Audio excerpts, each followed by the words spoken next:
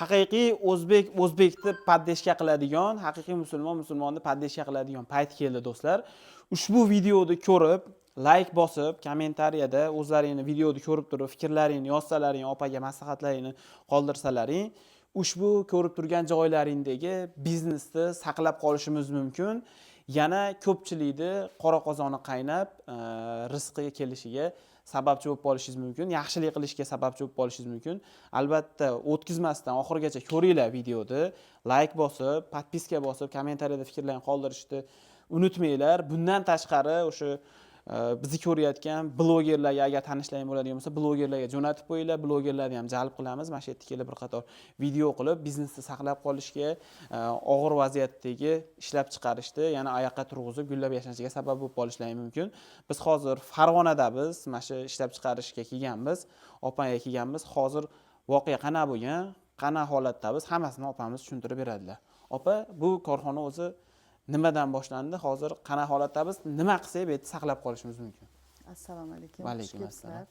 Bizni bu korxonamiz shu Farg'onada o'zimizni paxtamizdan mahsulot chiqarish niyatida, eksport qilish niyatida ish boshlagan edik, yaxshi niyat bilan. Ozgina kredit olib, yoniga o'zimizni mablag'dan qo'shib 20 kishilik ishxona ochganmiz. Mana qizlarimiz mana shunaqa chiroyli qilib mahsulotlar tikib berishgan. Endi bir oyda tikiladigan narsani yangi ish boshlaganimiz uchun qizlarimiz jicha kechiktirib uzaqib qoldi, 3 oyga cho'zilib qoldi.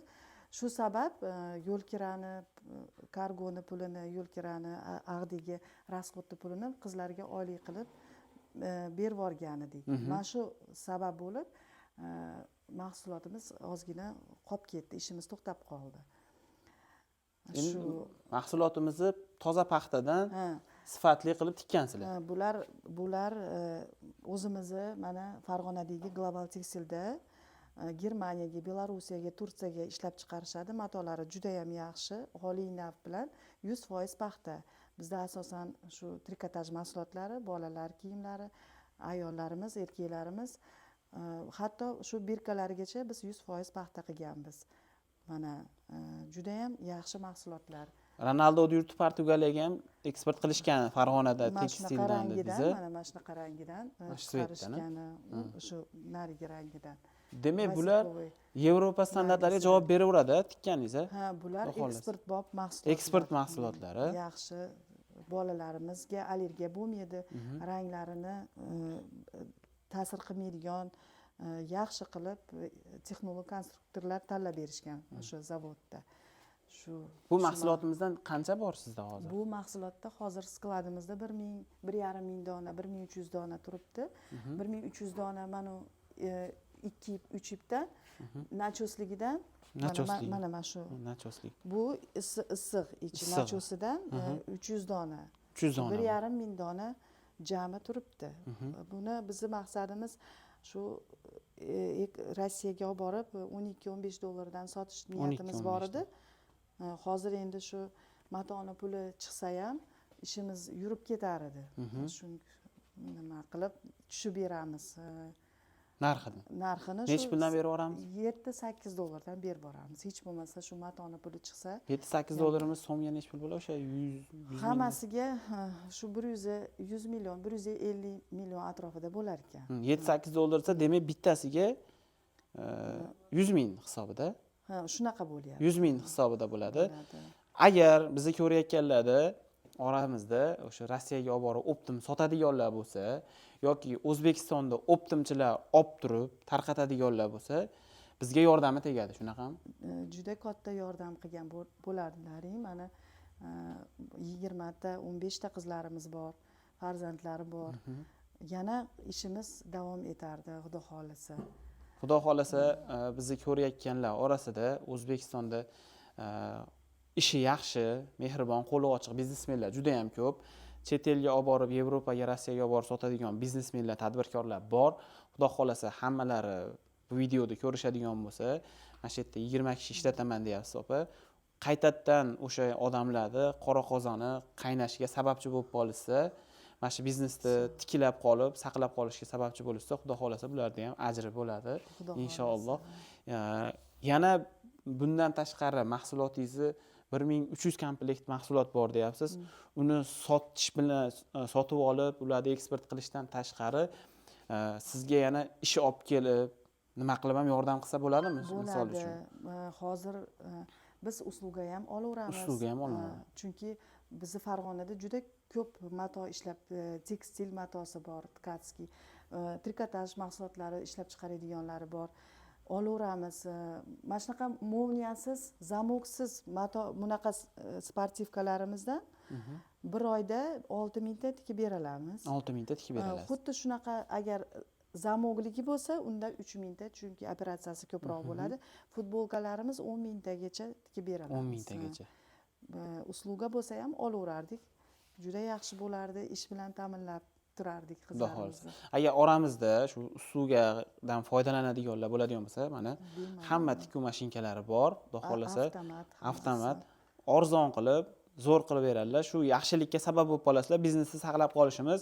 Opam aytayaptilar, mana shu yerda nol holatda turishimiz uchun oyiga $1000 deyaptilar. Nima ozgina bankdan pul olib ish qilganlar, tavakkal qilganlar. Hozirgi kunda uncha-muncha erkak ham boshlanmaydigan biznesni tavakkal qilib boshlaganlar. Sizlardan endi yordam bo'lib qoladi. Sizlar ishlab chiqaruvchi bo'lsalaring, kimgadir zakaz berib ishlab chiqaradigan bo'lsalaring, brend bo'lsalaring, opaga bersalaring, tajribalari bor ekan. Brendlaringga mos ravishda sifatli qilib ishlab chiqarib beradilar. Futbolka, mana shunaqa dvoykalar, har xil narsalarni opam xudo xolasa yaxshilab o'zlari aytgan muddatga chiqarib beradilar. Bundan tashqari o'sha boya aytib o'tganimiz 1300 komplekt bor. Kimdir tanishi bor, kimgadir oson tavsiya qilib olib sotishga yordam bersalaringlar, matosini o'ziga narxiga berib yuboraman deyaptilar. Xudo xolasa kelib bemalol ko'rishlaring mumkin. Haqiqatda sifatli tikilgan, o'zlaring tekshirib, opadan yana qo'shimcha ma'lumot olishlaring mumkin. Opa, nimani ham ko'ramizmi? Sklatni ham ko'ramizmi? Sklatni ham ko'rsataylik. Mana akalar, sklatga keldik. Mana hozir opa tushuntiradilar. Bu yerda qanaqa mahsulotlar bor, nechta bor? Mana hozirgi aytib o'tganimizdek, mana shunaqa chiroyli, mana bu kulrang, melanj rang deyiladi. Servis beti. Ichlarini ko'rishingiz mumkin. Ichlarini ko'rsataymi? Даже birkalargacha paxta qilganmiz. Shunaqani 12 xil rangidan 1300 ta bor. Issig'idan 300 dona bor, jami o'sha 1,5 ta bo'lib qoladi. 1,5 ta 1,5 ta chiqadi. Xo'p, mana dajmo birkasigacha paxta deyapsiz, mana unisigacha. Allergiya bermasligi uchun, boshqa bo'lmasligi uchun. Nimasiga sifatiga ham o'zlaring bemalol e'tibor berishlaring mumkin. Yuv ishlatadigan narsa ekan. Maza qilib kiygizishadi. Yoshi 3 yoshdan 12 yoshgacha. 3 yoshdan 12 yoshgacha. Tevada va pastda bor, hammasi to'la mana shu yerda. Bular endi nimalaring-a? Bichadigan narsalaring. Lekalalarimiz, andazalarimiz. Andazalaring. Bular hozir chiskadan chiqib, upakovkaga tayyor bo'lib turibdi. Birkalarini qadar upakovka qilib, oladigan odamga aytganidan qilib, upakovka qilib, aytgan razmerini chiroyli qilib ajratib nima qilib beraverasizlar. Xullas akalar, hammalaringni mana shu biznesga, opamizga yordam berishga chaqirib qolamiz. Qo'llaringdan kelsa, hammasini bo'lmasam ozroq miqdorini ham olib bo'lsa ham, o'zlaring qo'llaringdan kelgancha hissa qo'shadigan bo'lsalaring, ozgina bo'lsa ham yaxshilikka sababchi bo'lib qolasizlar. Pastga raqamlarni qoldirib qo'yaman, aloqaga chiqinglar. Hammamiz sizlar ham biz ham yaxshilikka sababchi bo'lib qolaylik.